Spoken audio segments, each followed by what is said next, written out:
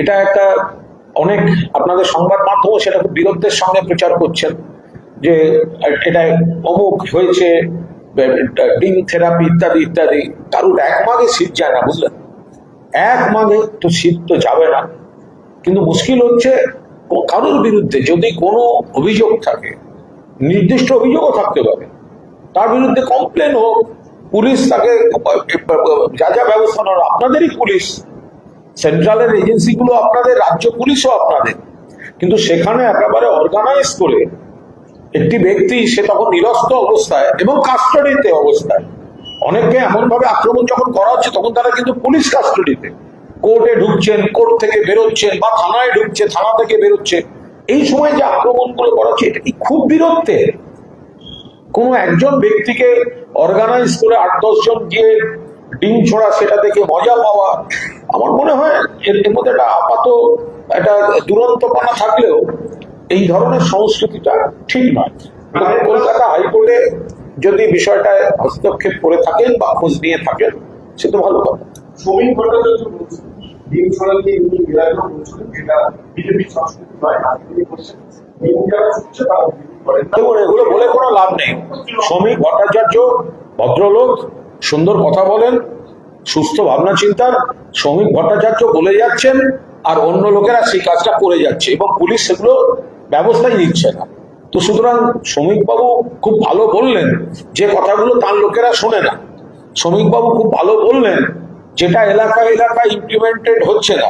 শ্রমিকবাবু খুব ভালো বললেন, অথচ যারা অসভ্যতা করছে তাদের বিরুদ্ধে পুলিশ ব্যবস্থা নিচ্ছে না। তাহলে সেই ভালো বলাটার মূল্যটা কোথায়? দেখলেই বোঝা যাচ্ছে স্লোগান দিচ্ছে। কার স্লোগান তো আপনারা শুনে দেখতে পাচ্ছেন, কার স্লোগান দিচ্ছে। তো সেই স্লোগান যদি দেয় সেটা কার বোঝা যাচ্ছে, তো কাদের লোক।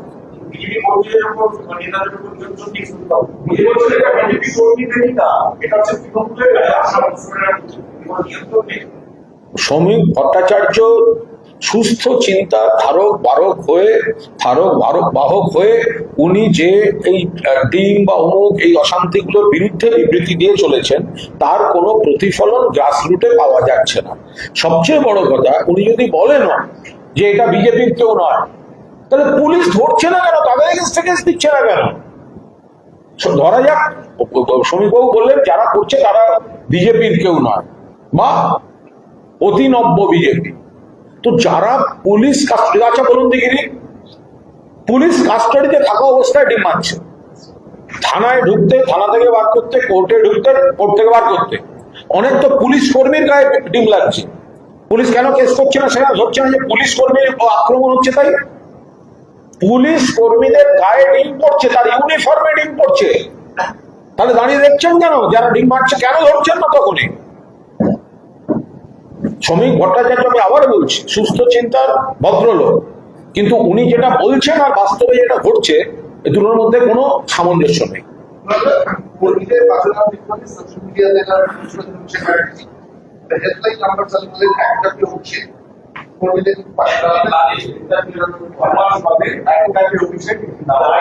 দেখুন, নির্বাচনের পর থেকে তৃণমূল কংগ্রেসের কর্মীরা অত্যন্ত বিপদে রয়েছেন। তারা ঘর ছাড়া, তাদের উপর আক্রমণ হচ্ছে, অনেকে চাকরির ক্ষেত্রে অসুবিধা হয়েছে, অনেকে কাজে যোগ দিতে দেওয়া হয়নি, অনেকে এখনো বাড়িতে ফিরতে পারছেন না। ফলে বিভিন্ন জায়গাতে কর্মীদের উপর, এবং আমরা যেখানে যেভাবে পেরেছি পুলিশের সঙ্গে যোগাযোগ করা, আইনি সহায়তা করা, এই সমস্ত কাজ সমস্তভাবে যেখানে যেখানে সম্ভব হচ্ছে, সেখানে যদি কোনো ব্যক্তি, আমাদের দলের কোনো সাংসদ অভিষেক বন্দ্যোপাধ্যায়, তিনি ব্যক্তিগত উদ্যোগ নিয়ে যদি কোনো হেল্পলাইন দিয়ে থাকেন এবং তাতে যদি মানুষের উপকার হয়, তো তাহলে সেটা ভালো। কিন্তু মানে দলের যারা অ্যাক্টিভ আছেন তারা ইতিমধ্যেই গোটা বিষয়টায় যার যার এলাকা ভিত্তিক তারা আছেন, এবং কল্যাণ বন্দ্যোপাধ্যায়ও কিছুদিন আগে একটা পোস্ট করেছিলেন, যার যার সমস্যা হচ্ছে তারা যোগাযোগ করলে মাননীয় নেত্রী মমতা বন্দ্যোপাধ্যায় তাদের আইনজীবীদের যে নির্দেশ দিয়েছেন সে কাজগুলো ইতিমধ্যেই চলছে। ফলে অভিষেক যে একটাকে অভিষেক বলে যেটা শুনেছি, আমি এখনো বিস্তারিত আমি জানি না, আমি আপনাদের কাছ থেকে শুনেছি আর আমি একটা জাস্ট স্টিকার দেখেছি। ফলে এটা দলের একটা সামগ্রিক হেল্পলাইন না এটা ওনার ব্যক্তিগত একটা কিছু, তো সেটা আমরা নিশ্চয়ই কথা বলে নেব। না, তাহলে এটা তো চব্বিশের বক্তব্য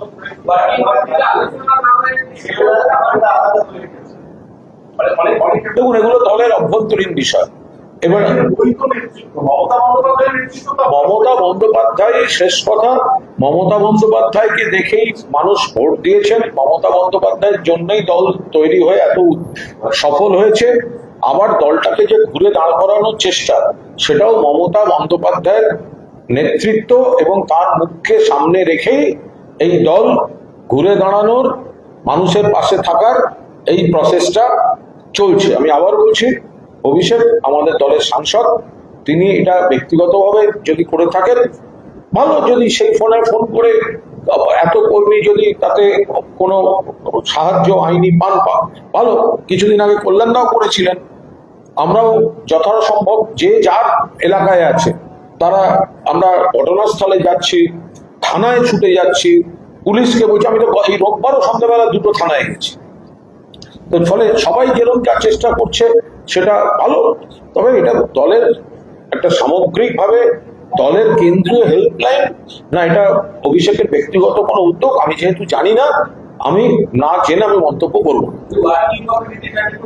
না। এরকম কোনো আলোচনা হয়নি। ওয়ার্কিং কমিটিতে যেটা আলোচনা হয়েছিল, সকলকে পাশে থাকতে হবে, কর্মীদের পাশে থাকতে হবে, আক্রান্ত কর্মীদের কাছে ছুটে যেতে হবে, ঘটনাস্থলে যেতে হবে, পুলিশের কাছে যেতে হবে, মানুষকে রিলিফ দিতে হবে। এ নিয়ে আমাদের মাননীয় নেত্রী বেশ কিছু নির্দেশ দিয়েছেন, বক্তব্য রেখেছেন, সেই মতোই নেতৃত্ব যতটা সম্ভব কাজ করছেন। এবং সেখানে যদি সাংসদ হিসেবে বা দলের একজন নেতা হিসেবে অভিষেক একটা হেল্পলাইন চালু করে থাকেন, সেটা তিনি করেছেন।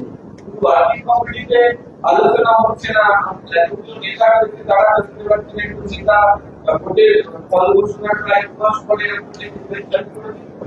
এখন হেল্পলাইনটা সবসময় দরকার, কারণ এখনো অনেক কর্মীর মানে কোনো সুরাহা হয়নি এবং আইনি দরকার। তো আমি আবার বলছি, মমতা বন্দ্যোপাধ্যায় যে নির্দেশ দিয়েছিলেন, সেই জন্য আমরা সকলেই যারা যেটুকু পারি সাধ্যমতো আমরা সেই কর্মীদের কাছে যাওয়া, ঘরে ফেরানোর ব্যবস্থা করা, পুলিশের কাছে যাওয়া, যা যা করার সেগুলো যতটা সম্ভব করা হচ্ছে। এবং যারা সেইখানে দাঁড়িয়ে, কল্যাণ বন্দ্যোপাধ্যায় আইনি সহায়তার একটা ফেসবুক পোস্ট করেছিলেন এবং উনি গোটা বিষয়টা নিয়ে অত্যন্ত ভাবে সক্রিয় আছেন। ফলে সব নেতারাই যার যার মতো করে আছেন। তখন অভিষেক যদি সেরকম একটি হেল্প